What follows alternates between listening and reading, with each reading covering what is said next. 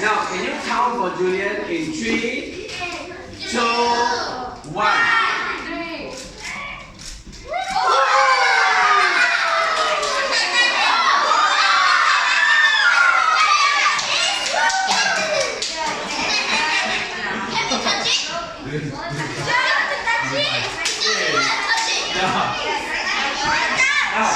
Can you see the whole foam reacts very fast?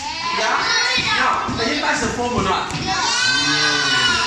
Because there is still hydrogen peroxide inside. Okay? But however, in this favor, you be the proof for me. Take out the glove. Let me take out the glove. Okay? Don't worry, I'm here. Come on. I want you to feel. Is it hot or not, Julian? Julian?